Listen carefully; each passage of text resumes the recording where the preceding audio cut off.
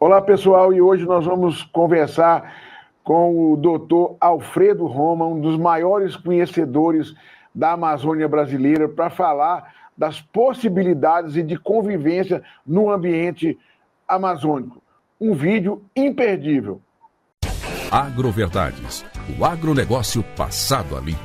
Apoio Agrominas e Integral Mix.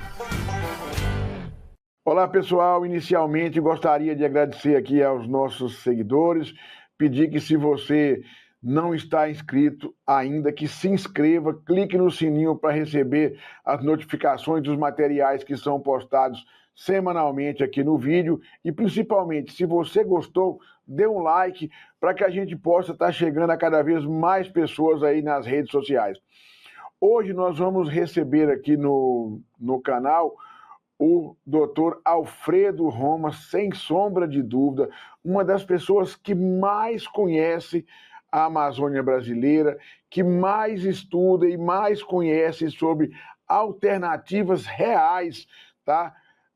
Sobre como a gente pode, né, ocupar e trabalhar na Amazônia brasileira. Inicialmente, eu gostaria de agradecer ao professor Alfredo Roma, que ele tirou o seu tempo para estar aqui batendo um papo e vai dar uma aula aqui para a gente, inicialmente, das possibilidades, né, de como ele enxerga essa, vamos dizer assim, ocupação e a convivência com o ambiente amazônico. Eu vou passar a palavra para o professor Alfredo Roma, vou pedir que ele fale um pouquinho da sua formação e dos trabalhos que ele desenvolve na Embrapa Amazônia Oriental. Depois ele vai fazer uma apresentação para a gente e depois nós vamos fazer algumas perguntas sobre todo esse trabalho dele. Professor, muito obrigado, o senhor está com a palavra. Muito obrigado, professor Nilman, né, pelo convite para participar do seu canal aqui, Agroverdades, né? Eu sou engenheiro agrônomo, formado pela Universidade Federal de Viçosa em 1970, depois terminei o mestrado em 76 e o doutorado em 1988, né?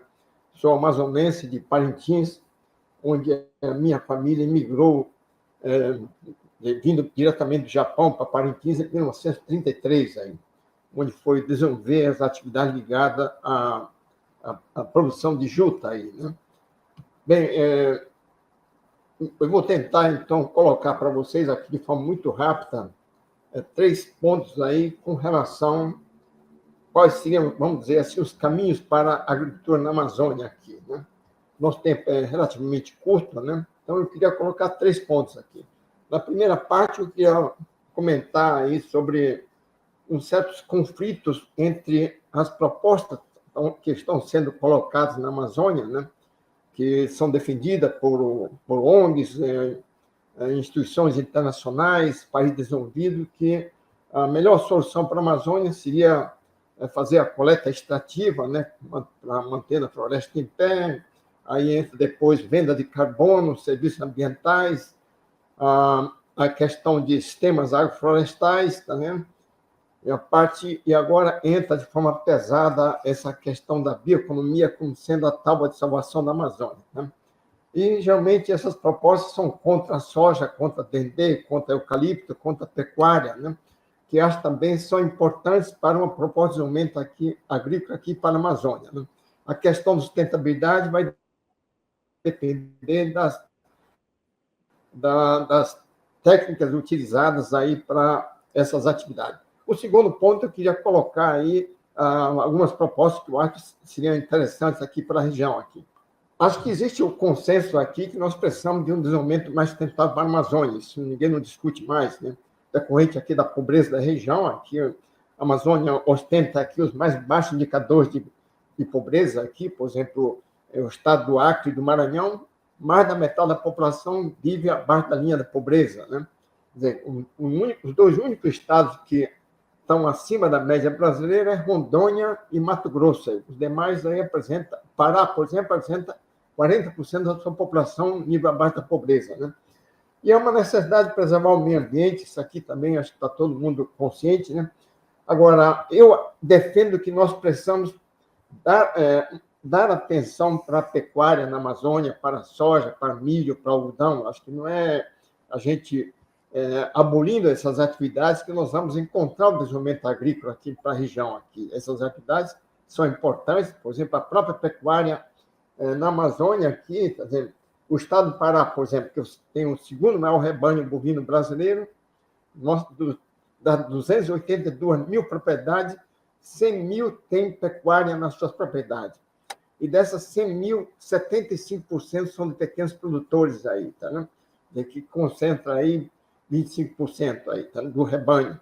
Que os médios e grandes representam 25%, quer dizer, concentra 75% do rebanho, né? Então, mas são atividades importantes, por exemplo, a pecuária leiteira é toda desenvolvida por pequenos produtores com baixa produtividade aí, né? Alguns tirando 1 litro de vaca dia, que eu acho que nós podemos aumentar isso aí. O discurso atualmente que nós temos na Amazônia, agora, tudo que é evento, congresso científico, termina colocando que a bioeconomia é a solução para a Amazônia. Eu acho que é um discurso completamente abstrato que nós passamos para passar para um discurso concreto.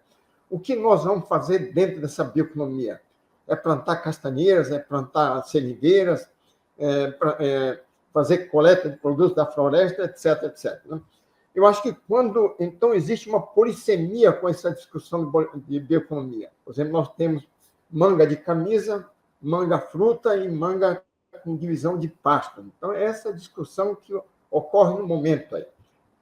Então, precisamos dar nomes aos bois dessa bioeconomia. E aproveitar o que nós já destruímos aqui na Amazônia. Aqui, né? Até o ano passado, nós já desmatamos aqui na Amazônia 82 milhões de hectares. Isso, para ter uma ideia, é 3 vezes o estado de São Paulo, ou mais do que a soma do estado do Rio Grande do Sul, Santa Catarina e Paraná. Então, é muita área. E bastaria utilizar uma fração dessa área aí com atividades produtivas mais sustentáveis, que nós podemos aí reduzir os desmatamentos queimados aqui na Amazônia. Então, não é venda de carbono, serviços ambientais, aí, fazer com que os pequenos produtores assinem contrato de 30 anos, um tempo muito longo, que a maioria das pessoas já estão mortas. 30 anos, são 7 governos de mudança de presidente da República, de governadores, né? Eu acho que tem outras alternativas melhor do que vender carbono nos serviços ambientais, né? E ninguém não vai comer carbono aí, né? E eu acho que nós precisamos fazer um esforço de um nivelamento tecnológico aqui na Amazônia. Em todas as atividades produtivas na Amazônia, nós vamos encontrar produtores com baixa produtividade, aqueles de média, aqueles de alta, né? Principalmente aí na pecuária, na pimenta do reino, no cacau, na hortaliça, né? Então, se a gente pudesse transferir aquelas tecnologias dos produtores mais eficientes, aquele de média produtividade, para os de baixa produtividade, os de alta para média, uma fração desses produtores, já podemos fazer já um aumento de produção sem necessidade de incorporação de novas áreas. Porque, se for esperar para o resultado de pesquisa, aí, isso pode demorar 5 anos, 10 anos. Acho que nós temos um problema imediato que nós precisamos aproveitar essa experiência dos próprios produtores aqui. E acho que nós precisamos apressar essa transição florestal. Nós estamos assistindo aqui na Amazônia uma curva de redução da cobertura florestal. Como disse, já matamos 18% na Amazônia, 82%. Eu acho que nós podemos transformar essa curva da redução em uma forma de U aí, mediante o reflorestamento, mediante o plantio de cultivos perenes, mediante a recuperação de áreas de reserva legal, áreas de preservação permanente, né? Até um certo nível aí que eu calculo em torno de 10 a 15 milhões de hectares é possível, né? Porque nós vamos precisar de 60 milhões, 70 milhões de áreas para manter a nossa agricultura. E aí, ao contrário que muitas das propostas estão sendo colocadas, aí, não existe uma solução mágica para a Amazônia aqui. Os imigrantes japoneses aí chegaram aqui no estado do Pará na década de 20, lá no estado do Amazonas na década de 30, né?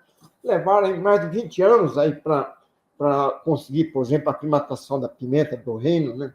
Que foi tornar uma riqueza aí apenas na década de 50. Então, isso leva tempo, algumas são caras e assim por diante.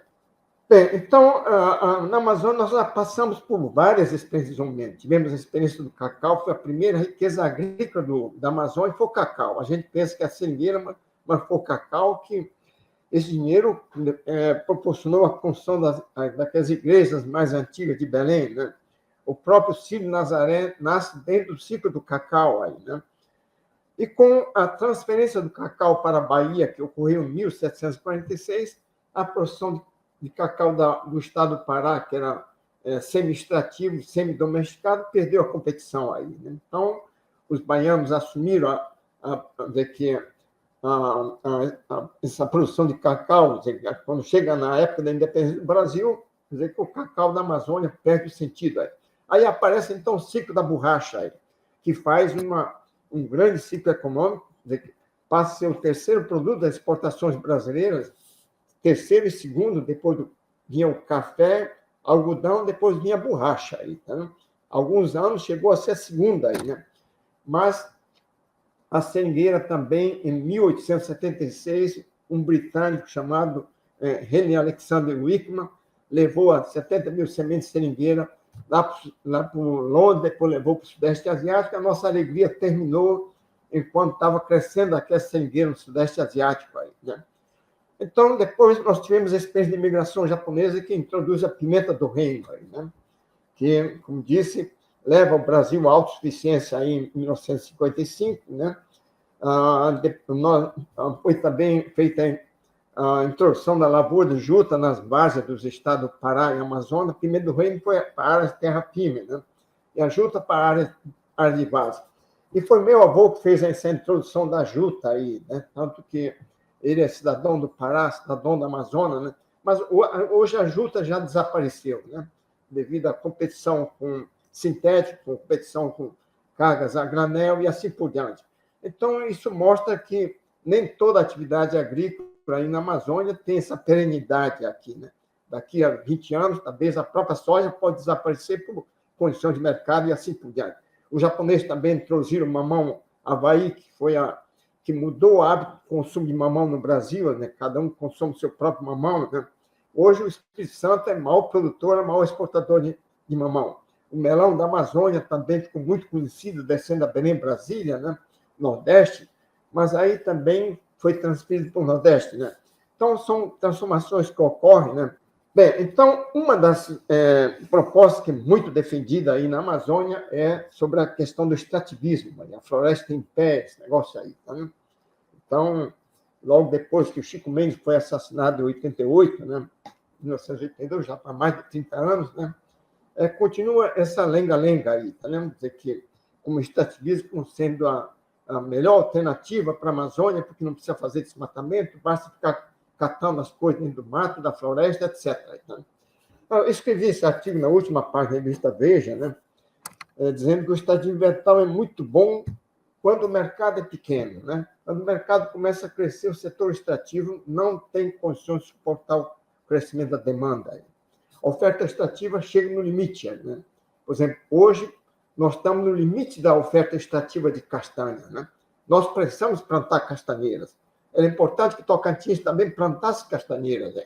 Como Tocantins está plantando açaí no Lago da Confusão, aí tem um plantio aí de açaí que tem uma grande novidade, que é o sistema de colheita que eles estão utilizando aí com um elevador puxado a trator aí. Então, são coisas que acontecem, né?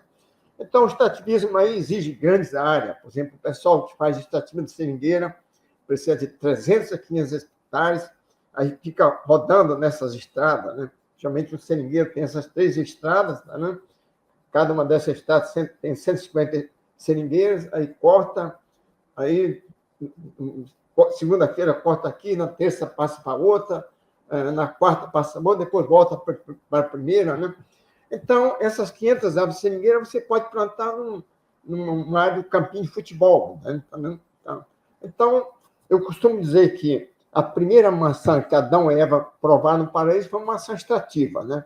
Bastante diferente do que essa maçã que hoje nós estamos consumindo, vindo lá de Santa Catarina, aí, que atravessa o Brasil inteiro aí, para ser vendido no estado do Pará, muito mais barato que as próprias frutas regionais. Aí, tá, né?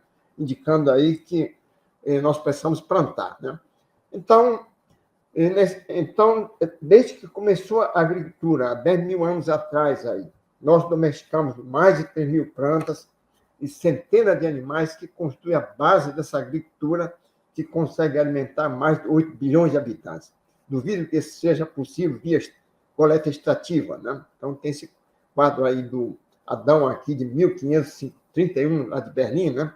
Então, e difícil também você juntar as coisas que estão espalhadas dentro do mato aí, né? Aí o pessoal fica falando, vai usar drones, aí acho que tem uma certa... Nós estamos criando na Amazônia hoje uma certa ficção agrícola, como também existe a ficção policial, a ficção científica e assim por diante. Então, é uma coisa que apresenta muitas limitações. A outra coisa que eu já mencionei aqui é a questão dessa bioeconomia, né? E o mercado de carbono, aí, como já dizer que existe mais de 20 definições de bioeconomia aí. E tem grupos radicais, mais radicais, que tem aqui essa bioeconomia extrativa, né? Que entende que a verdadeira bioeconomia é aquela bioeconomia que a gente vai coletar da floresta e transformar em cosméticos, fármacos, etc. Aqui, né? Eu acho que nada contra isso, mas eu acho que se o mercado crescer, aí eu acho que isso não tem condições de sobrevivência aí, tá vendo? Então, o mercado de carbono, eu acho que tanto venda de carbono como serviços ambientais, eu acho que vai ser vítima do seu próprio sucesso, né? Está aumentando muito, por exemplo, o uso de painéis solares, serviços ambientais, etc. E eu acho que o preço de carbono, no longo prazo, vai cair aí, tá vendo? Daqui a 20 anos, 30 anos, acho que cada vez mais as empresas estão caminhando para serem mais sustentáveis, vamos dizer assim. Então, hoje, esse também é outro tópico muito colocado aí na Amazônia, como também até mencionei aí, tá vendo? Essa agricultura 6.0 aí, tá vendo? Acho que a solução para a Amazônia é essa agricultura 6.0, transportar por drones, aí, coisa assim, né? Quando a gente analisa os pequenos produtores da Amazônia, que constituem a grande maioria, nós temos na Amazônia Legal 1 milhão de propriedades no número redondo identificados pelo Censo Agropecuário de 2017. Destes aí, 83 são pequenos produtores aí, que o próprio censo separa aí. Então, nós temos 800 mil pequenos produtores na Amazônia. Aí, 200 mil são médios e grandes aí. Tá? Agora, esses pequenos aí, desses 800 mil, metade está bem de vida aí. São aqueles que plantam açaí, plantam dendê integrados a grandes empresas, plantam pimenta do reino, plantam cacau, tem hortas periurbanas, etc. O problema está ligado com a outra metade aí, né? Que são os índios, quilombolas, populações tradicionais, ribeirinhas, e a grande massa de colonos assentados dos projetos de assentamentos aí. Na Amazônia Legal, nós temos 3.200 projetos de assentamento, onde concentra a maior massa desses assentados de reforma agrária, tá? Que apresenta baixa produtividade, tanto da terra como de mão de obra aí. Tá? E para esse pessoal, o que estão querendo é melhorar essa agricultura 1.0 aí. É semente melhorada, assistência técnica, melhoria de estradas aí, né? De criar alternativas econômicas aí, do que ficar vivendo de um assistencialismo aí de tendências fundamentais, ou esse novo tipo de assistencialismo está nascendo que eu estou chamando de assistencialismo ambiental aí, que não vai levar a lugar nenhum ainda. Bem, outro aspecto que nós também acho que precisamos fazer um nivelamento aqui, em todos os eventos também a mesma coisa. O pessoal é contra monocultivos aí. Tá? Contra monocultivos aí, tudo que é monocultivo não presta aí, tá, né? E também uma diferença entre culturas anuais e cultivos perenes aí. A cultura anual de maior plantada do mundo é o trigo aí. Vocês imaginam que todo ano o mundo planta 220 milhões de hectares de trigo. Aí. Você imagina aí, seria 1/4 do Brasil no mundo aí plantado de trigo aí. Todo ano nós temos que plantar. Senão não temos esse pão, nem o macarrão que nós comemos aí. Depois vem o milho aí com mais de 200 mil hectares. Depois vem arroz aí, que também tem um grande consumo. O cultivo perene maior plantado do mundo é o dendezeiro, aí, com 30 milhões de hectares. Aí, tá, né? Depois vem duas plantas amazônicas, seringueira, com 14 milhões, em número redondo, e cacaueiro, com 12 milhões, que foram fazer riqueza fora do Brasil aqui, né? Os maiores produtores de borracha estão no Sudeste Asiático, quer dizer que de cacau está lá na África, Costa do Marfim, Guiné, tá, né? Então, são duas coisas. O recado que eu queria colocar aqui, que nas culturas perenes, basta a fração diária que a gente satura o mercado aqui. Tá? Não vai imaginar que nós vamos plantar 1 milhão de hectares de aceizeiros, não pode, não tem assim, pode não ter esse mercado aí. Né? Essa mesma coisa acontece aqui no Brasil. Aqui. A cultura anual de maior plantada do Brasil é a soja. Aí. Nós temos aí algo em torno de 41 milhões de hectares de soja, que todo ano está plantando, e ainda vai crescer, o pessoal estima aí algo em torno de 10 a 15 milhões de hectares. Esse é o perigo que nós temos de analisar no caso da Amazônia. Aqui. Vai crescer porque tem mercado. Com essa questão do Trump, aí não sei como vai ficar isso, mas tem um mercado grande de soja. Depois vem o milho com a metade da área da soja, aí, 20 milhões. Depois vem cana com 10 milhões aí. A cultura perene maior plantada do Brasil é o café. O Brasil, o maior produtor, o maior exportador do mundo. A gente não tem 2 milhões de hectares. Se a gente quiser dobrar essa área de café, a gente dobra brincando aqui no Brasil. Aqui, né? Por exemplo, laranja. O Brasil, o maior exportador de suco de laranja do mundo. Aí, tá? De 5 copos de laranja que é consumido no mundo, 3 são brasileiros. Aí. Não tem 600 mil hectares. Aí. Açaí, nós estamos aí com 233 mil hectares, contando os plantados e os manejados. Aí. Então, a mesma coisa, culturas perenes, basta fração diária, que a gente satura o mercado. Aí, entendeu? Não tem essa coisa assim. E outra questão aí, tem muitas culturas que não querem saber de ficar misturado com as outras. Aí. Eu duvido que você consiga produzir laranjeira misturado com mangueira, misturado com jaqueira, que não vai produzir, sabe? Laranjeira, limoeiro, goiabeira, pitaia, são plantas que você tem que plantar na forma de monocultivo. Aí, né? Se você viajar na Turquia, no Emirados Árabes, se você visitar aqueles plantios aquelas palmeiras lá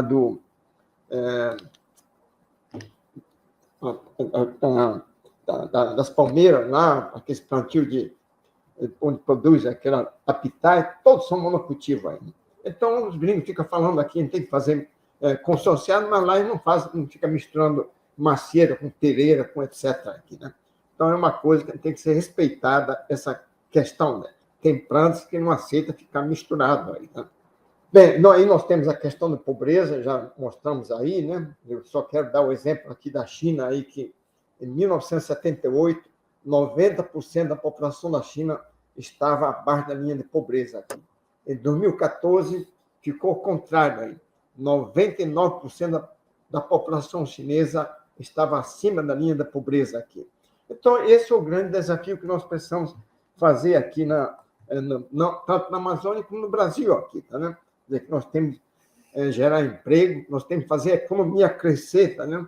Caso contrário, vai ficar sempre essas transferências governamentais, aí que, né, o aumento dessas transferências governamentais que o país vai desenvolver. Pela sua redução aí. Tá? Eu acho. Então, aí vem esse desafio aí, que nós precisamos aí, aumentar essa produção de alimentos também. Nós estamos aí diante de uma inflação aí, que a gente não sabe se tem várias causas, né?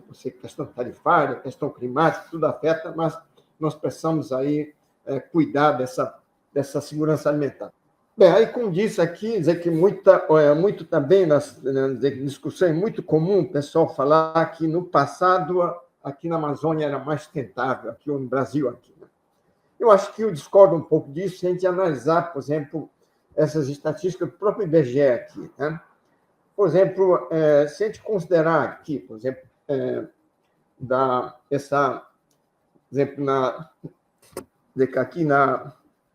no início no tempo que eu nasci, na década de 40, coisa aí, de cada 1.000 crianças, 200 morriam até chegar a 5 anos. Aí, Tá? Hoje, ainda está morrendo aí uns 14 a 15 crianças por cada 1.000 nascidos aí. Tá? Analfabetismo, mas se comparar aí no início do século passado, 1900, era 85%. Hoje estamos em 7%, e a previsão do governo é chegar a 4% até o ano 2030. Né? O preço desses painéis solares, aí, se você comparar aí, por exemplo, da janela do meu apartamento, aí tem 20 casas com painéis solares aí. Comparar de 1975 para hoje, aqueles painéis solares foram usados naquelas naves espaciais, Voyager, aquele negócio lá. Comparado para hoje, o preço ficou a 1% aí. Os preços dos carros elétricos também aí ficou também praticamente aí custava $1 milhão de dólares aí em 1990. Hoje você pode comprar aí $12 mil, $15 mil da Nissan ou então da Tesla, né? A expectativa de vida, se você comparar o censo demográfico de 2010 para 2022, também aí aumentou aí de 72 passando para 75. Né? A Covid aí baixou aí, né? A coisa assim, né?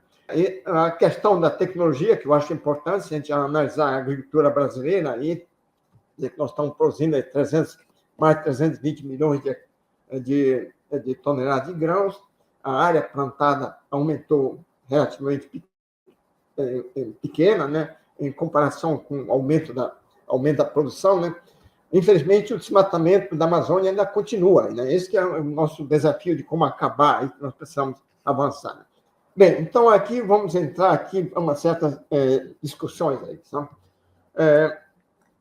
Se a gente analisar, por exemplo, o desmatamento da Amazônia, aí, dizer que desde 2006, o Estado do Pará é responsável por quase a metade do desmatamento da Amazônia. Como disse, a gente que mora aqui dentro do Estado, parece que o problema está lá no Mato Grosso, lá em Rondônia. Aqui, tá? A gente não percebe isso aí. Tá? Atualmente, houve uma certa redução, né? Tanto que o governador do Estado do Pará já fica falando que entre o auge do desmatamento aqui no Estado do Pará para hoje, ficou reduzido a metade. Mas nós estamos continuando a desmatar aqui algo em torno de 500 mil hectares por ano. Aí, tá? Coisa assim, né? Então, a necessidade e a questão de carbono, sente essas críticas de carbono aí, do que vender carbono aí, a varejo, isso aí, né? Eu acho que é muito mais interessante o governo do Estado, o governo brasileiro, negociar essa venda de forma coletiva aí, né? Se o Brasil reduzir aí, o percentual aí, por exemplo, do que estamos lançando hoje, pela metade, quer dizer que a gente teria uma certa bonificação. Tá? A questão é saber se eles vão pagar isso. Eu duvido muito que vão pagar, né? Porque à medida que o desmatamento também for reduzindo, essa ajuda internacional para o Brasil vai também cair. Ninguém não vai ficar dando dinheiro assim por dar dinheiro. Eu acho que por conta própria nós vamos reduzir, não tem mais sentido ficar dando dinheiro, que aqui no caso do país nem sempre assim é bem aplicado, né? Os países externos sabem muito bem disso aqui, né? Então, quer dizer, nós precisamos resolver essa questão aqui, porque a emissão desses gases aqui, uma responsabilidade grande aqui está exatamente nesse desmatamento da Amazônia. E aqui eu ataco dois setores que nós precisamos atuar fortemente aqui, tá? Para resolver. Uma, como disse aqui, nós temos aí, eu arredondei para 800 mil pequenos produtores, né? Nós precisamos sair dessa agricultura de toco aqui, sabe? Essa agricultura de toco aí, de ficar derrubando, queimando, tá vendo? E obtendo uma baixa produtividade nesses roçados de milho, de arroz, principalmente de mandioca, né? O Pará é o maior produtor de mandioca desde 1992 aqui, tirando 12 a 13 toneladas, enquanto os colegas paranaenses aí conseguem tirar aí 40 toneladas por hectare, essas coisas assim. Então, a questão é tecnológica aqui, né? Então, precisamos aí dizer que criar condições para baixar esse custo de recuperação de áreas degradadas na Amazônia, que é muito caro. É caro o custo de fertilizantes, o acesso a máquinas agrícolas, né? Dizer que a assistência técnica, etc. aqui, né? Então, eu acho que como disse, metade está bem, outra metade não está bem aqui. Então, acho que precisaria tentar identificar essa agricultura aqui, né? Usando cabo de enxada e terçado, que nós podemos melhorar essa agricultura. Precisamos aí de mecanização. Isso aí tem um custo aí, né? Que acho que teria que baixar esse custo de recuperação aqui. Então, é um setor aqui que eu acho importante aqui, né? A gente tem que fazer políticas aí para que a gente consiga elevar a produtividade desse setor aí. Qualquer atividade desenvolvida pelos pequenos produtores, nós podemos aumentar a produtividade aí mediante uma certa tecnologia aí, né? E o outro setor aqui que também nós temos de atacar aqui na Amazônia aí está ligado com o setor da pecuária aqui, tá? A Amazônia hoje concentra aí praticamente 45% do rebanho brasileiro está na Amazônia legal. Aí. São 107 milhões de cabeças de gado. Mato Grosso é o maior, concentra maior rebanho. Depois vem o estado do Pará, com o segundo concentrador de rebanho aqui. Né? O que nós temos de rebanho na Amazônia aqui é inferior ao que os americanos têm nos Estados Unidos aí. E os americanos aí com menos da metade do rebanho brasileiro, eles conseguem produzir 1,25 mais carne do Brasil. E o Brasil é o maior exportador mundial de carne aí. Tá? Então, eu acho que também nesse setor aí, precisamos atacar essa questão tecnológica aí, tá? Aumentar essa produtividade das pastagens, do rebanho. Tá? Isso é uma coisa também, você não vai conseguir amanhã aí, né? Por exemplo, isso aí é uma coisa que vai levar 10 anos no mínimo aí. Tá? Para você mudar, por exemplo, essa produtividade pecuária leiteira aqui no sul do Pará, você vai ter que melhorar as pastagens, aí, fazer capineiras, fazer silagem. É interessante, tem pequenos produtores já fazendo isso aí, aqui no Sudeste Parense. É uma área que eu acho que nós podemos dar um impacto muito bom nessa área, dentro desse projeto de assentamento que mexe com pecuária. Né? Agora, há uma necessidade de... Não adianta também só fazer inseminação artificial, tá, né? Se a gente não melhorar também as pastagens, montar capineiras e assim por diante aqui. Então, e hoje já está ocorrendo um certo movimento aqui no estado do Pará, Mato Grosso e Rondônia, que eu estou chamando uma mudança da pecuarização para a agriculturização. O pessoal da pecuária está cedendo áreas para soja, para milho, para arroz, inclusive para reflorestamento também. Né? O professor Nilma esteve lá em Paragominas, né? Então, Paragominas, se você comparar o rebanho bovino de Paragominas no seu auge para hoje, o rebanho bovino de Paragominas está menos do que a metade. Aí. Grande parte daquelas áreas de pasto foram cedidas para para soja, para milho e para reflorestamento. Aí. Então, são mudanças que estão ocorrendo aí. Né? Outra grande novidade lá de Paragominas é a entrada do gergelim lá, né? Que vai ter um grande crescimento, como também Mato Grosso também está entrando pesado nessa essa expansão do gergelim aqui. Né? E aí é um setor que apresenta uma grande heterogeneidade tecnológica aqui. Como disse, tem produtores altamente tecnificados fazendo transplante de embriões, e na outra ponta, pequenos produtores aí, como disse, tirando 1 litro de vaca dia, 3 litros de leite de vaca dias. Aí. Então, acho que podemos avançar muito nesse setor aí. Né? Bem, a questão dessa recuperação de áreas degradadas, reflorestamento, aí, eu gostaria aqui de trazer o exemplo da Wangari Maathai aqui. Né? Wangari Maathai é uma queniana, que são tipo daquelas pessoas da África que vai estudar nos Estados Unidos, ela tem PhD e tudinho, né? E na década de 70, aí, numa época que ninguém não falava em ecologia, ela induziu as mulheres africanas do Quênia a plantar árvores. Aí. O argumento dela aí é que plantando árvores aí evitaria que as mulheres carregar lenha de 5, 10 quilômetros de distância. Tá? O argumento da lenha não funcionaria aqui no Brasil, né? Porque no Brasil tem um esquema de distribuição de gás, você pode ir lá no interior do Seringás do Acre, tem gente vendendo gás aí. Tá, né? Então, mas ela conseguiu convencer aquelas mulheres quenianas a plantar árvores aí. E ela plantou 30 milhões de árvores, quer dizer, que em 30 anos aí, tá? Se você vê essa quantidade, hoje é uma quantidade ridícula aí, porque tem empresário no Paraná que tem 30 milhões de eucalipto plantado aí, sabe? Mas, na época, isso aí teve uma grande importância, né? Na década de 70, depois, quando houve aquele encontro de Estocolmo de 1972, ninguém não dava importância para a ecologia, né? E essa ideia dela se espalhou aí também para Tanzânia, Uganda, Lesoto, Etiópia, Zimbábue, né? Ganhou uma simpatia, por razão que, então, em 2004, ela recebeu o Prêmio Nobel da Paz, né? Foi a primeira mulher africana a receber esse Prêmio Nobel da Paz lá na África. Aí, tá? Lamentavelmente, depois aí de 7 anos, ela morreu de câncer do seio. Aí, tá? Ela mostrou aí. E quando você coloca isso na Amazônia aqui, dia 30 de maio de 2008, o presidente Lula e o ministro Carlos Mink veio aqui em Belém para lançar um plano de plantar 1 bilhão de árvores na Amazônia. Foi um fracasso total, gente.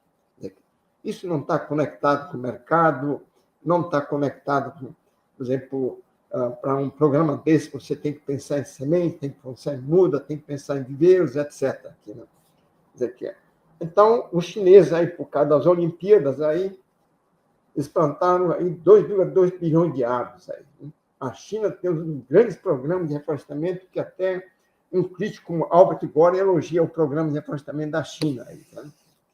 Para acabar aquelas tempestades de areia. Aí, tá?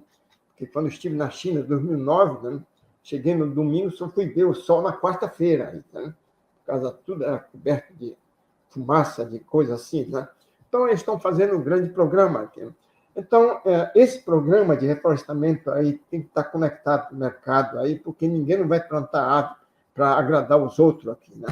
Por exemplo, se a gente analisar, por exemplo, o caso de Tocantins e Maranhão, aí, por exemplo, em termos do que tem de floresta, do que tem principalmente no caso o que sobrou da floresta amazônica, né? De que a Tocantins e Maranhão, nós temos de fazer muito mais um programa de reflorestamento, um violento programa de reflorestamento para ver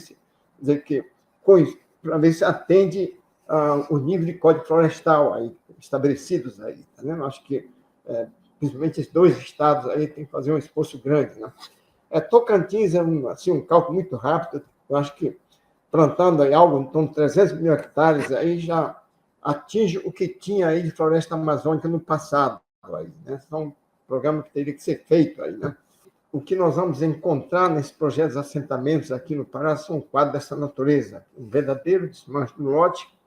E nós precisamos de tecnologia para a recuperação de APP, área de reserva legal. Eu acho que é uma parte que não está aparecendo nesses editais de concurso, né? Editais de pesquisa, né? São pesquisas que levam tempo aí, né? Você não vai conseguir sair de 2, 3 anos, na maioria dos editais aí, né? Isso exige mais tempo, né? Mas eu acho que nós precisamos dar um sentido econômico nessa recuperação aqui. É plantar castanheira, é plantar saizeiro, é plantar cumaru, seringueira, etc. Aí que eu acho que dando um sentido econômico aí e protegendo a entrada de fogo, acho que era possível a gente fazer um certo esverdeamento aqui, por exemplo, aqui no estado do Pará, que nós já desmatamos 20% aqui. Bem, então, uma coisa que, já que o pessoal está falando muito em bioeconomia, né? Porque o discurso da biodiversidade mudou para a bioeconomia aí, né? Porque antes, durante a década de 70, 80, que as questões dos desmatamentos queimados na Amazônia, a crítica é que a gente está perdendo biodiversidade, etc. Aí mudou para mudanças climáticas, que tem um apelo muito maior, né? Do que você dizer que vai proteger o mico-leão da cara dourada, etc., né? Porque a mudança climática, a pessoa sente aí na pele, né? Deslizamento, alagamento, inundação, etc., como aconteceu aí no Rio Grande do Sul em 2024, né? São coisas que o pessoal sente aí, outros também aconteceram em Petrópolis, etc. Mas acho que nós podemos fazer uma grande revolução na piscicultura na Amazônia aí, tá vendo? Como o Brasil fez uma revolução na produção de frangos aí, tá vendo? Porque quando eu era pequeno, o frango era consumido apenas por pessoas doentes aí, né?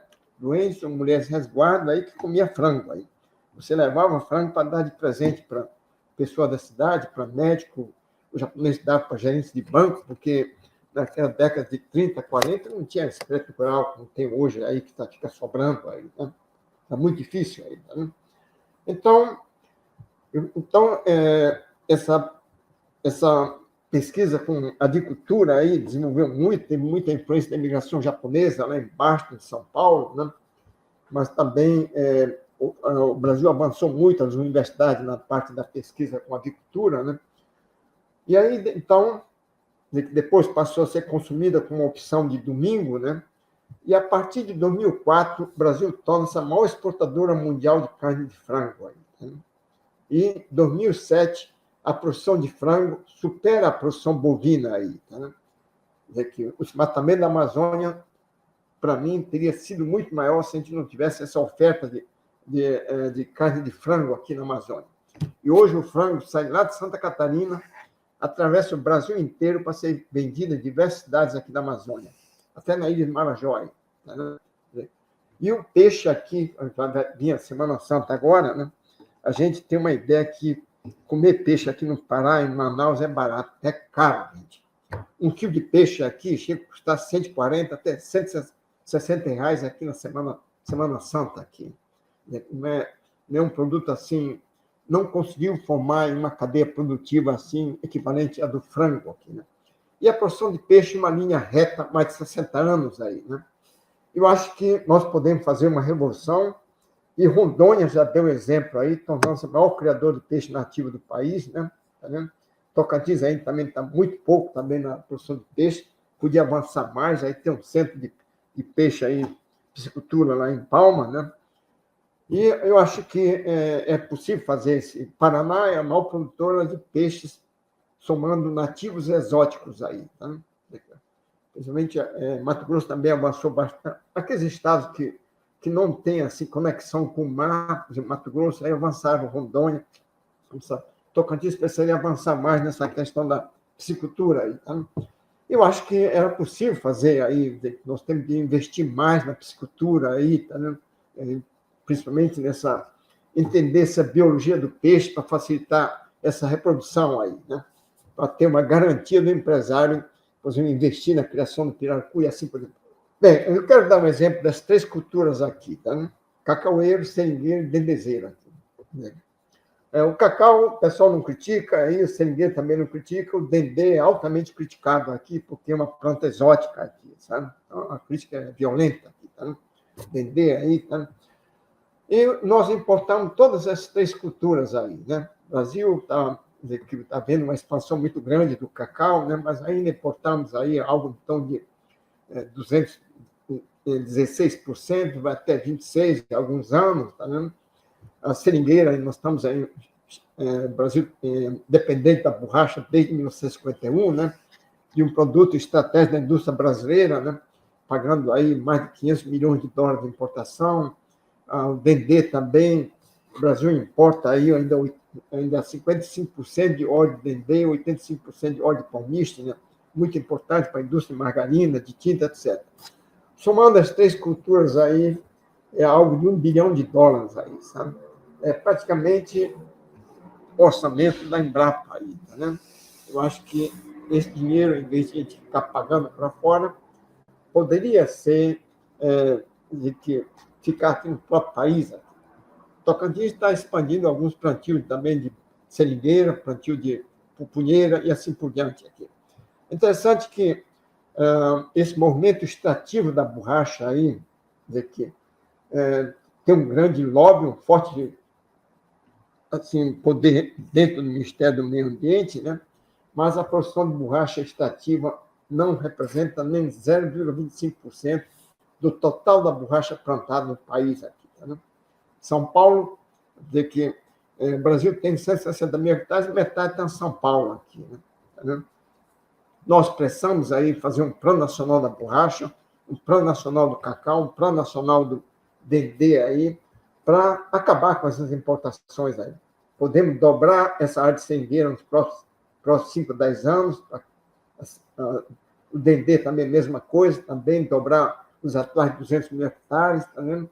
O cacaueiro também, dobrar essa área de cacaueiro também, que o preço está lá em cima, que vai sair, qualquer hora o pessoal vão falar que tem uma inflação do cacau e assim por diante aqui, né? Então, eu acho que são coisas desse tipo que nós precisamos aí tentar dizer que mexer nessa bioeconomia que nós já sabemos o que é e não ficar nessa bioeconomia imaginária aí, né? Bem, então aí nós temos exemplo aqui, por exemplo, de várias culturas aí, por exemplo, pimenta do reino aqui, por exemplo, que foi trazida pelos japoneses. Hoje, a partir de 2018, os capixaba produzem 2 vezes mais pimenta que o estado do Pará. Já falei aqui do Guaraná, por exemplo, outro produto da biodiversidade amazônica, né? Mas desde a década de 80, a Bahia produz aí de 65% a 75% de Guaraná produzido no país é na Bahia. Né? O Pará já foi o maior produtor de maracujá, né? E assim por diante, aí, que o mamão também, como já mencionei. Tá, né? Então, parece que as coisas boas são levadas aqui da Amazônia. Aqui, né? Então, nós estamos assistindo hoje aqui na Amazônia um grande fenômeno que é a domesticação aqui. Sabe? Eu considero o resultado mais importante da Embrapa nesses 52 anos, depois que foi fundada, foi a domesticação de várias plantas amazônicas aí, onde teve a participação forte da Embrapa, naturalmente também com a colaboração do INPA, do Museu Emílio Gueldi, das universidades aqui. Guaraná, por exemplo, nós saímos do extrativismo de 250, passando para mais de 5, praticamente quase 5 mil... Desculpa. 5 mil toneladas aqui, né? A borracha, em termos mundiais, o Brasil, a borracha plantada superou a extrativa em 1910. No Brasil, isso foi ocorrer aqui em 1990. Aqui. O açaí aqui, nós estamos saindo do extrativismo para o açaí manejado e plantado aí, né? Por exemplo, Tocantins está dando exemplo também do plantio do açaizeiro, nada contra isso, né? Isso aí, o açaizeiro está sendo plantado na Bahia, lá em São Paulo, lá em Brasília, né? São vários estados aí que estão plantando açaí, né? Porque só de levar aqui de caminhão frigorífico aqui de Belém para São Paulo, são mais de 3 mil quilômetros aqui, né? Então, São Paulo tem grandes plantios de açaizeiros aqui, né? O palmito aí também, houve uma mudança do palmito extrativo aqui para palmito plantado, né? Cupuaçu, castanha não tem dados, mas hoje praticamente 99% da produção de cupuaçu é plantada. Tem extrativo, mas são aqueles pés grandes que ficam na floresta, quando o fruto cai, já cai quebrado aqui. Né? Madeira aqui, no Brasil também, os engenheiros florestais deram uma resposta muito, muito interessante, que os engenheiros florestais não estão fazendo propaganda disso aqui. Né? Hoje, 90% da madeira produzida no país já é proveniente de plantios aí. A madeira proveniente do extrativismo hoje representa algo em torno de 10% aí. Né? Foi um grande trabalho feito pelos engenheiros florestais. A castanha aí, eu calculo que hoje 3 a 5% já está vindo de plantios aí. Então, nós precisamos expandir essas produções desses produtos extrativos, cuja oferta já chegou no seu limite. Então, o exemplo da castanha aí, quer dizer, que uma produção decrescente, porque a castanheira aqui no Brasil foi vítima das políticas públicas, toda vez que abriu uma estrada, construiu uma hidrelétrica, aí a vítima era a castanheira aqui. Né? E a Bahia a Bolívia igualou com a produção brasileira. O Peru praticamente é inexpressiva. Então, nós precisamos plantar castanheira. O grande problema de plantar castanheira, você tem que plantar e só para colher daqui a 15, 20 anos aí. Esse é o desafio dessa bioeconomia que a gente tem que olhar. Bem, então tem outros produtos aqui, o bacuri, por exemplo. É a polpa de fruta mais cara do momento na Amazônia, o bacuri aqui. O pessoal Tocantins aí, por exemplo, seria interessante levar o bacuri e plantar lá, coisa que isso aí que daria muito bem lá. A gente pode até tornar um grande produtor de bacuri aí, tá? Mas também é a mesma coisa. Leva de 8 a 10 anos, mas uma polpa de fruta que eu acho que tem toda a possibilidade de ganhar uma simpatia externa. o cupuaçu não conseguiu ganhar simpatia externa nem aqui do país, aqui, os cariocas, os paulistas, aí também não foram muito com o gosto do cupuaçu, nem os japoneses também, né? Então, mas bacuri acho que já tem outro tipo de cheiro, sabor, que acho que agradaria com um sabor europeu, por exemplo. Aí, né? Então, tem um monte de plantas estativas, aí a oferta estativa já chegou ao limite, não vou discutir um por um aqui, tem oportunidades aí, por exemplo, que podem ser plantadas em Goiás. Em Goiás também está tornando um grande plantador de pupunheira, né? Pupunha, né? Papalmito, né? E que são importantes aí para gerar emprego e renda. Os países desenvolvidos estão criando aí mecanismos para fazer mais controle sobre os produtos agrícolas no Brasil. Isso aqui seria uma discussão muito longa, mas que estão chamando de taxonomia sustentável aí, né? Pegaram esse termo da botânica e da zoologia e estão aplicando para a economia aqui, né? Então, é como se fosse uma autodeclaração que cada país, todos os países do mundo estão fazendo aí, né? Para dizer o que é uma soja sustentável que o Brasil entende aí. O que seria um milho sustentável, o que é uma pecuária sustentável. Então, você teria que fazer essas descrições aí dessa sustentável. Então, no caso da Amazônia, o pessoal vai ter que colocar aí que a soja produzida na Amazônia não vem de áreas desmatadas, de cerrados, não usa mão de obra infantil. É tipo um K, vamos dizer assim, né? Agora, isso foi inventado pelo pessoal da Comunidade Europeia, né? Agora, como houve aquela eleição do Parlamento Europeu lá em junho do ano passado e o Partido Verde perdeu, isso aqui parece que reduziu um pouco a pressão, né?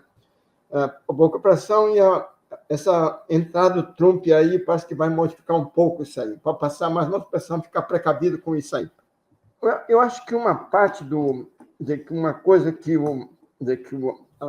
essa desinformação aqui na parte da agricultura, nós precisamos trabalhar aqui, e programas aí como o do professor Nilman tem uma grande importância aqui. Existe muita desinformação sobre a agricultura brasileira, principalmente sobre a agricultura amazônica, aí, tá, né? Principalmente do lado externo aqui, né? E eu vejo que a liderança do setor agrícola brasileiro está toda dividida aí. Por incrível que pareça, tem as federações de agricultura, tem o CNA, né? Mas o próprio governo dividiu aí, separou em pequenos produtores, médios e grandes, aí, turma do agronegócio, aí, coisa ficou aí. Então, já houve uma divisão por decreto aí, né? E dentro do setor, mesmo no setor do agronegócio, a coisa também existe muitas divisões internas aí também, né? Agora, eu comparo, por exemplo, esse Joaquim Luquid aí. É tipo de uma pessoa que eu acho que seria interessante o CNA convidar para dar uma palestra. Ele é o equivalente ao presidente do CNA da Alemanha, aí, sabe? Esse camarada aqui é um especialista em botar tratores na rua da Alemanha aqui, né? Por exemplo, no ano passado aqui, quer dizer que em dezembro de 2023, ele botou 3.000 tratores na rua lá da Alemanha aqui, né? Aí, em janeiro de 2024, janeiro, 2 de dezembro, botou 100.000 tratores na rua. Você imagina 100.000 tratores na rua. Depois fez outro ensaio aqui, 15 de janeiro, botou mais 10.000 tratores. Ele é especialista em botar tratores na rua, para levando aquelas fezes dos animais e ficar jogando aqueles prédios públicos sem quebrar, né? Porque esses produtores alemães da Europa estão aí, tem uma certa saturação com esse excesso dessas regras ambientais em cima da agricultura aí, né? E esse Luquid aqui, ele conseguiu reunir aí 27 países da União Europeia aí, sabe? 27 países que fazem parte da União Europeia. E conseguiu adesão, se não me engano, aqui de 13 países aí, né? Seguiram esse mesmo exemplo aí, França, etc. E se você analisar o PIB da agricultura desses 27 países da União Europeia, o PIB agrícola representa apenas 1,4%, gente. E o PIB brasileiro, a participação da agricultura no PIB brasileiro chega a 25%, chegou até 28% em alguns anos aí, né? Então, nós temos muita força e nós não estamos sabendo valorizar o que nós estamos fazendo aqui para a economia brasileira aqui. Eu acho que essa parte aí ficou... existe uma desinformação muito grande e programa dessa natureza do professor Nilman tem uma grande importância. Existe muita desinformação. Bem, eu acho que outra característica que a gente observa aí é que nós estamos dando muita responsabilidade para os índios e quilombolas. Aí. Que a maioria das propostas, que o censo demográfico mostrou que no Brasil nós temos aí 1.700.000 indígenas. Aí. E temos aí 1 milhão. Aí. Dos indígenas, desses 1.700.000, metade está na Amazônia Legal. Aí. E o estado que mais concentra aí, o estado do Amazonas tem 30% aqui. E dos quilombolas, aí, o Maranhão que concentra mais aí. Tem maior concentração. A maioria desses discursos estão dizendo que a solução da Amazônia vai depender do conhecimento tradicional dos índios, quilombolas, populações tradicionais, ribeirinhas, etc. Nada contra isso. Tá vendo? Os índios foram muito importantes, por exemplo, na domesticação da mandioca. Foram os índios que domesticaram a mandioca há 3.200 anos atrás, que nós começaram o plantio da mandioca aqui na Amazônia. A mandioca foi domesticada na Amazônia e foi descendo lá para o sul, chegando até no Rio Grande do Sul. Foi fazendo essa... Ninguém não sabe que foi o primeiro índio que pegou uma raiz de mandioca e disse: nós podemos comer essa raiz. Uma planta que tem uma raiz tóxica, venenosa. Né? Naturalmente, deve ter observado o tio, as pacas comendo raiz de mandioca, e a raiz da mandioca no passado era apenas não era essa batatona, era apenas um fiozinho comprido. Né? Então, mostra aí foram os indígenas que descobriram as técnicas de caça, de pesca, de identificação de plantas medicinais, aromáticas, mas acho que o que nós estamos precisando é muito mais do que isso. Nós estamos precisando de pesquisadores treinados, laboratórios, recursos para tentar descobrir por exemplo, os princípios ativos dessas plantas da biodiversidade para transformar em injeção, em comprimido, em xarope, e não é com essas vendazinhas de garrafadas aí que nós vamos fazer uma verdadeira bioeconomia aqui. Então, acho que acho que esse culto ao atraso é meio perigoso para assim, em termos de médio e longo prazo. Bem, então, para encerrar, o que eu queria colocar aqui é que eu acho que o desenvolvimento sustentável para a Amazônia, acho que é impossível aí. Mas acho que o desenvolvimento mais sustentável sempre é possível. Do que está sendo feito, é possível fazer uma coisa mais sustentável aqui. Né? E precisamos garantir a segurança alimentar da região aqui. Né? Aqui, se você analisar, aqui, Porto Velho, Manaus, aqui, Belém, que eu conheço mais aqui, 75% dos hortifrutigranjeiros aqui estão vindo do sul e sudeste aqui, sabe? Em termos de peso. Né? Nós também temos produtos como batata inglesa, cebola, isso aqui não vamos conseguir produzir. Pode ser que produza aí no futuro, mas esse produto nós precisamos importar. Mas não justifica a gente ficar importando tomate. Esse tomate vem lá de... Uma parte vem de Tocantins, vem lá de Goiás, um grande produtor de tomate, né? Que trazer cenoura do Rio Grande do Sul, acho que não tem coisas que podem ser produzidas aqui, a 20 quilômetros do que eu estou falando aqui, acho que isso gera emprego e renda que acho que seria possível a gente implementar. No caso de hortaliça, aí não dá para você envolver muita gente aqui, né? Coisa de, por exemplo, se você colocar aqui 100 produtores de hortaliça em Belém, corre o risco de ficar, saturar, né? As coisas, existem pequenas áreas, etc. Então, aqui a região amazônica passou a dedicar só para folhosas. Aí. Couve, cheiro verde, coentro, cebolinha, entendeu? Tem uma que eu chamo de 17 verdurinhas aí, né? Mas nós precisamos avançar aqui na produção de tomate, produção de repolho, pimentão, cenoura, etc. Aí que eu acho possível, né? Culturas anuais, nós temos 20 milhões aqui, somando aqui. Área de soja, milho, etc., somando, porque você aplica aqui a mesma área em cima da outra, né? Por exemplo, como eu disse, o estado do Pará é maior produtor de mandioca aqui. Aqui tem a área de mandioca no meio, aqui, né? Por exemplo, a mandioca é a cultura de maior área plantada na Amazônia até 2015. Por exemplo, Pará era o que a gente plantava todo ano aqui 250 mil hectares de mandioca. Hoje, a soja, a partir de 2015, a soja ultrapassou a mandioca. Hoje nós temos aqui 1 milhão de hectares de soja aqui, sabe? A soja roubou um pouco da área da mandioca também, né? Assim, né? Então, nós precisamos aumentar a produtividade desse setor, principalmente dos pequenos produtores aí. Dos médios e grandes, acho que já chegou no limite da produtividade, para esse setor aí está precisando muito mais melhorar a infraestrutura, a logística de transporte aí. Culturas perenes aí, como disse, basta a fração de área que a gente satura aqui, né? Mas acho que nós podemos dobrar a área do cacau, do dendê, da seringueira, né? Do açaí, né? Mas nós vamos chegar num ponto de saturação dentro do programa de 10 a 15 anos. Aí, né? Reflorestamento na Amazônia, que só tem 1 milhão de hectares, é a mesma coisa que tem lá em São Paulo, lá em Santa Catarina, um estadozinho pequeno, né? E lá no Rio Grande do Sul. Nós podemos dobrar essa área que tem mercado aí, né?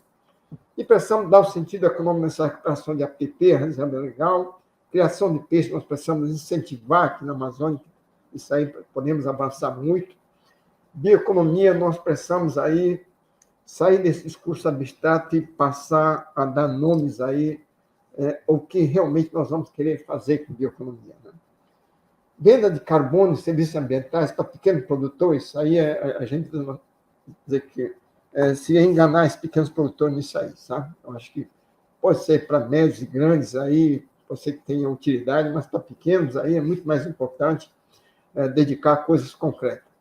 Nivelamento tecnológico, isso aí eu acho que é uma grande etapa que nós podemos fazer no momento. Eu acho que existe um desnível muito grande de várias atividades, criações aqui, tem umas com baixa produtividade, média, alta. Se a gente pegar 10% desses produtores aí, eles têm que melhorar o serviço de extensão, aí era possível aí a gente dar um aumento de produção e mantendo essa mesma área, né? E essa melhoria de infraestrutura aqui, que é uma grande queixa aqui de todos, tanto pequenos, médios e grandes aqui, tem uma grande dificuldade. Gente, era isso que eu queria colocar, esperando que tenha alguma utilidade aí para o programa, né? E para contribuir para troca de discussões aí, tá, né? Então, era isso aí. Eu agradeço muito ao professor Nilman por essa oportunidade, né? Seria isso aí, pessoal. Olá, o professor Roma, eu estou na Amazônia há 20 anos. Eu devia ter assistido a sua fala há 20 anos atrás, que certamente eu teria seguido alguns caminhos diferentes, sabe? Eu espero que os mais jovens que assistam, que venham a assistir aqui a sua apresentação, né, possam pensar e repensar, porque eu estou aqui pensando assim, os seus números, eles são números que estão aí à disposição das pessoas, e eu fico pensando por que as pessoas não os abraçam com mais vigor, né, para poder realmente fazer algo pela Amazônia.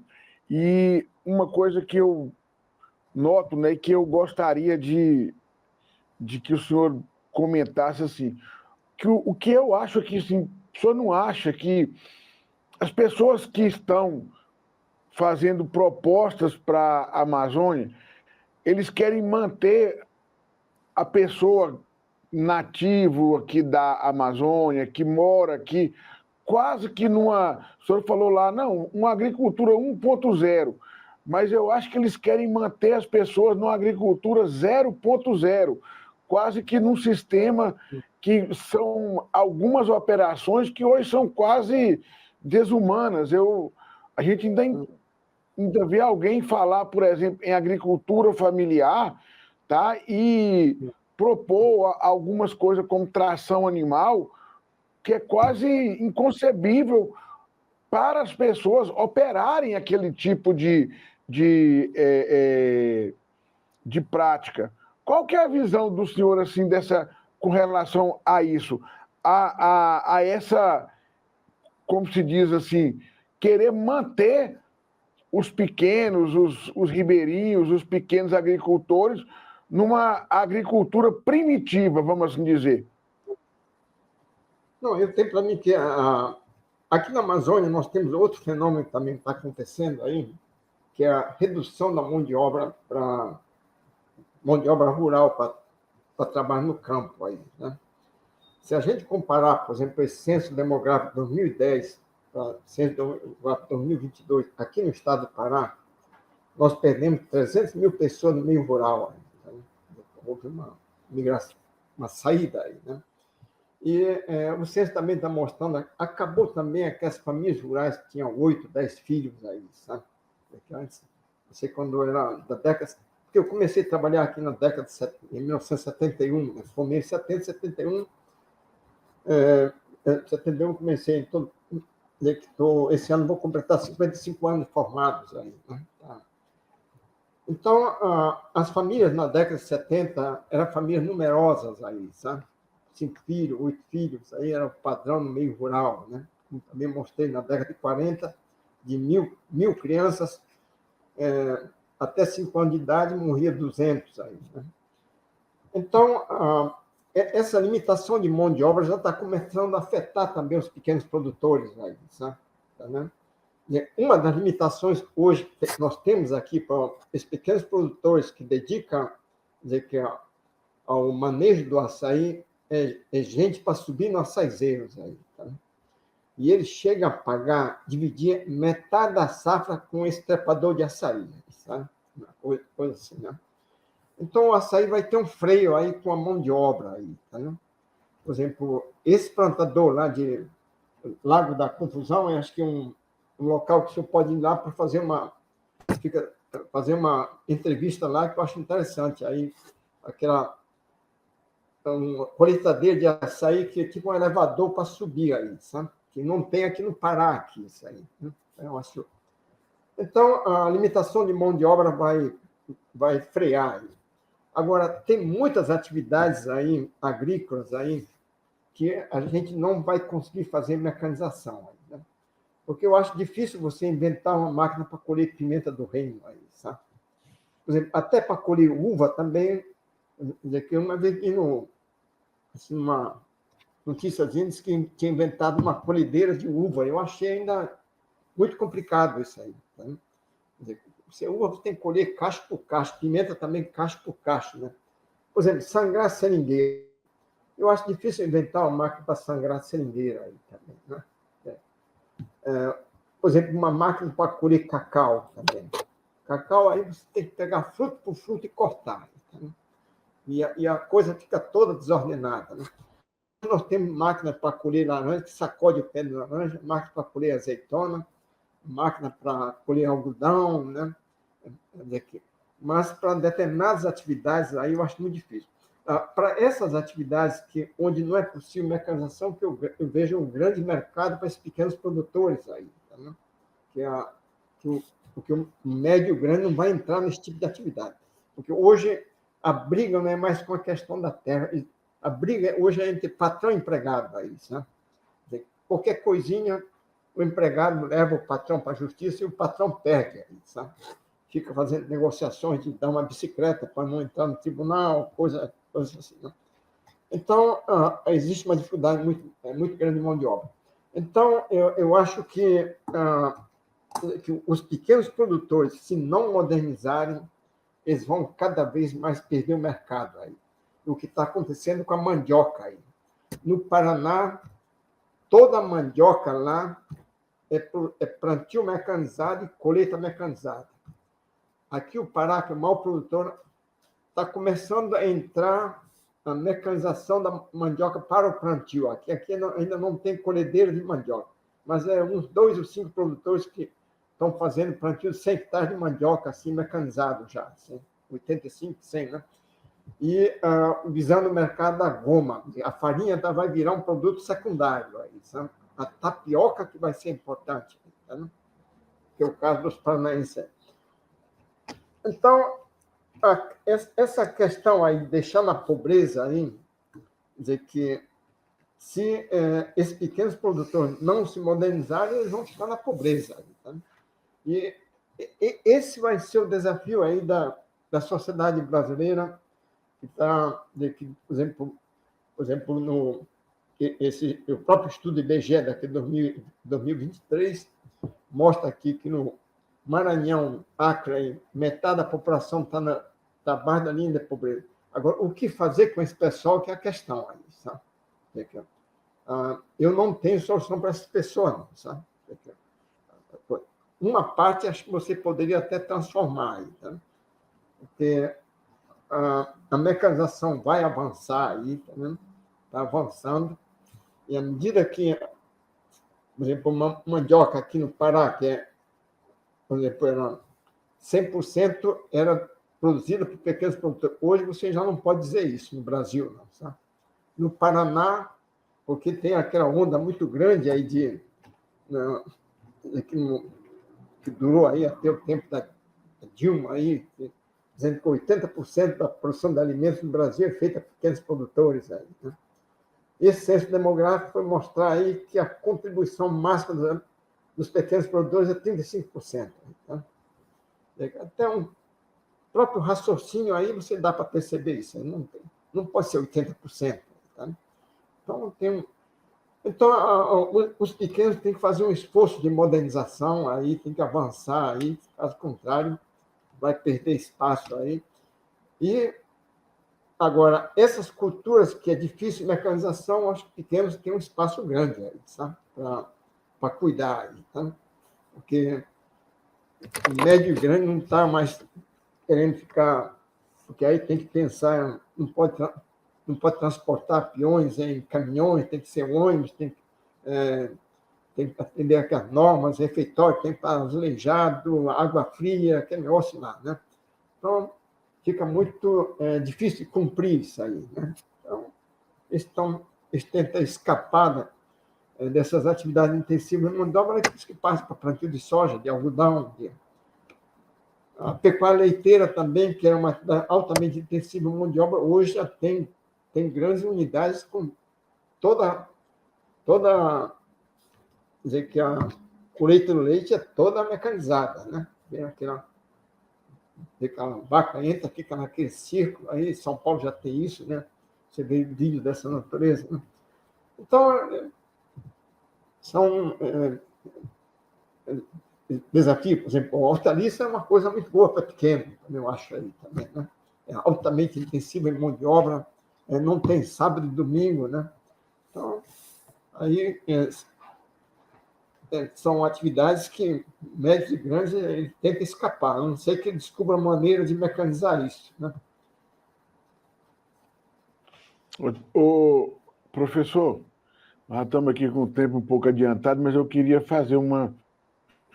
Não, pode ficar à vontade aqui. Não. Uma coisa que me deixa bastante assim, intrigado, e o senhor, com a sua experiência, a gente, dentro disso que o senhor falou, as famílias vão diminuindo, há um desinteresse natural, e não é só na Amazônia, para as atividades do agronegócio. Eu acho que até um pouco por no Brasil não ser tratado como atividade que faz o bem para a humanidade. Infelizmente, todo mundo se alimenta das atividades, né, ligadas à agricultura, à pecuária, mas as pessoas teimam em entender como sejam atividades que que na sua maioria causa danos para a humanidade de uma maneira geral.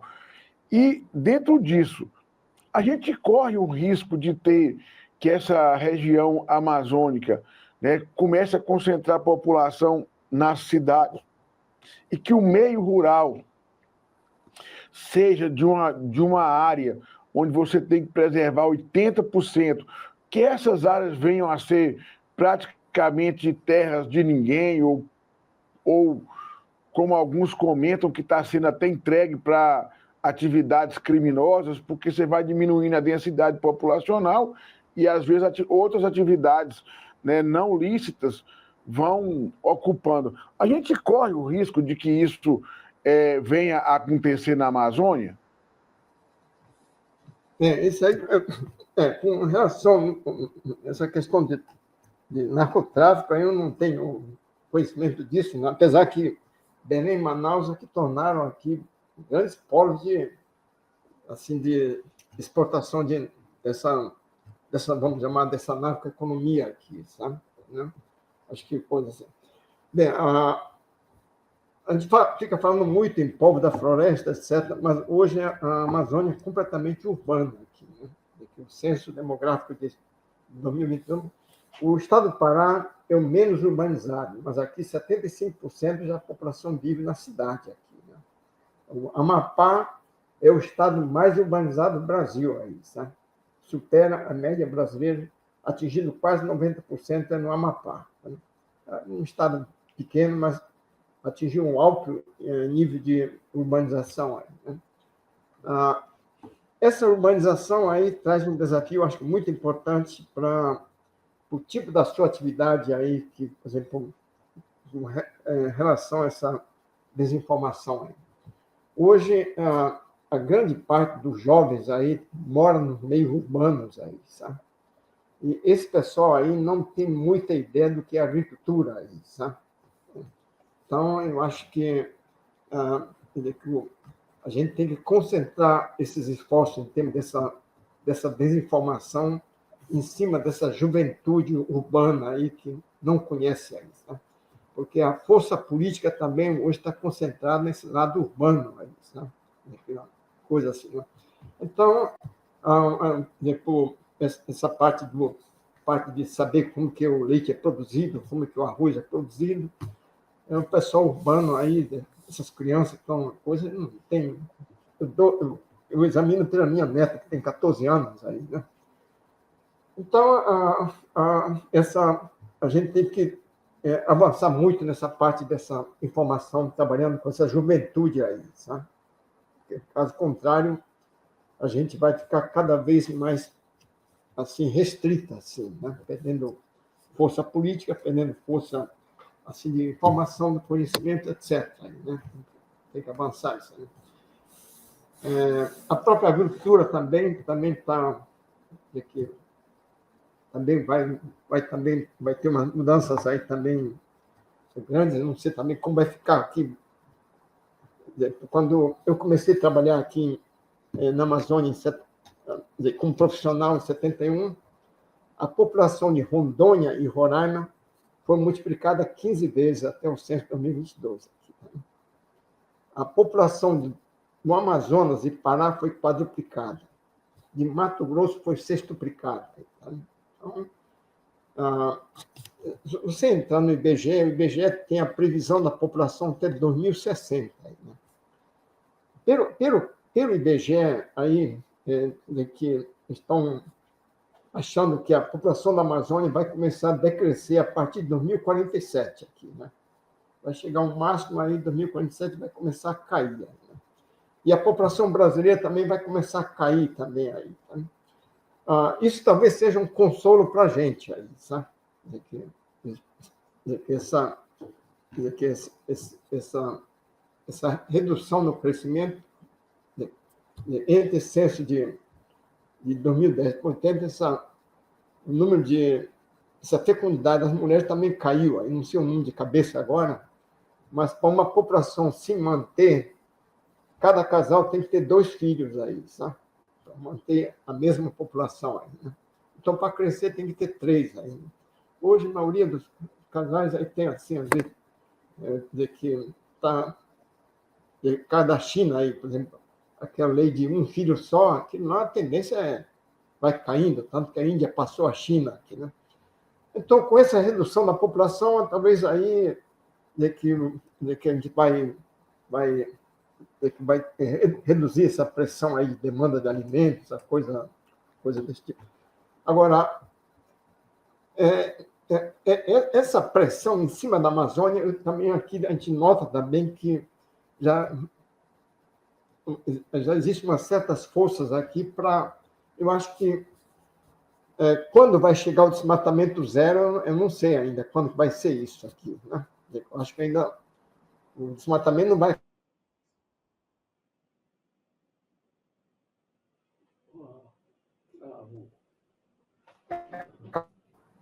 Alternativa tecnológica e econômica aqui para esse pessoal aqui, né? Tanto gerando renda, emprego, porque a economia tem que crescer de alguma maneira aí, né? Tem que crescer para gerar emprego. Se não crescer, não gera. Sabe? Então, mas eu acho que cada vez uma pressão assim da redução, acho que vai ter aí, sabe? Vai ter uma pressão assim para tentar redução, para tentar essa redução, acho que vai avançar, né? Agora, quando vai parar, eu não tenho assim a mínima ideia, porque ainda acho que vai continuar, né? Agora, a parte aí dessa oferta tecnológica aqui, eu acho que está muito fraca aqui na Amazônia, aqui, né? Essa oferta de novas alternativas tecnológicas, novas novidades aí, né? Assim, porque, por exemplo, o modelo japonês aqui no Brasil também se esgotou aqui, né? O sucesso do japonês aqui no Brasil, na termos da agricultura, decorreu muito mais de trazer coisas de fora para cá, né? Você for na Ceasa, lá do São Paulo, grande parte daquelas coisas lá foi tudo trazido de biopirataria, aí, sabe? A gente fica criticando biopirataria, mas os japoneses trouxeram muita coisa de fora. Aquela maçã de Santa Catarina, aquela maçã Fuji, foi todas trazidas pelos imigrantes japoneses. Como aqui também trouxe a pimenta, trouxe a juta, né? Mamão aí. Tá? Então, esse modelo aí está se esgotando aí, sabe? Esgotando. Aí nós temos de criar outros alternativas. Não adianta mais trazer um perito japonês aqui, porque o japonês não entende de agricultura, sabe? O Brasil ficou muito mais forte em termos de agricultura, aqui, em termos de produção de soja, laranja. Está tudo em primeiro até quinto lugar aí, tá? Então, o Japão hoje entende mais de televisores, computadores, mas não entende de agricultura aí, tá? Agora, se você entrar no TED Talk aqui lá, aí você vai ver aquela agricultura vertical, fazer agricultura em prédios, criação de porco na China, também edifício de 10 andares, né? Carne artificial aí também, né? Que Singapura já está vendendo, né? Eu não sei até onde isso vai avançar. O pessoal acha que essa carne artificial tem um mercado em torno de 7% a 10% aí, sabe? Para isso aí, o pessoal está fazendo carne bovina artificial, carne de frango, né? Se no futuro, daqui a 50 anos, porque 50 anos é o tempo que qualquer um dá para acompanhar, né?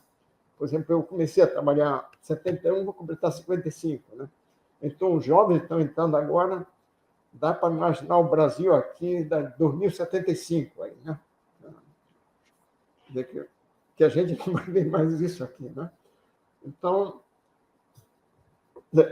pelo IBGE, a população do Brasil vai decrescer aqui a partir de, como também de outros países do mundo também, né? O pessoal está falando aqui 9 milhões, 10 milhões, mas parece que no mundo, assim, em termos de 11 milhões, vai começar a cair. Tá? Agora, de 8 para 11, aí são 3 milhões de habitantes que a gente tem que alimentar. Né? Agora, como alimentar,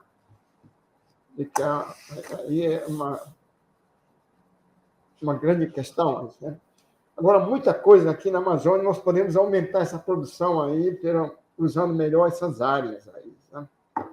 Nós temos uma grande área que está contida dentro desses 3.200 projetos de assentamento. É praticamente a área agrícola brasileira, isso, né? Quase a área agrícola brasileira. Né? de baixíssima produtividade, né? Então, cada vez essa pressão de alimentos que for fomentando, isso aí não pode ficar dessa forma ociosa, não, sabe? Aí vai ter que também repensar isso aí também, né? Com certeza.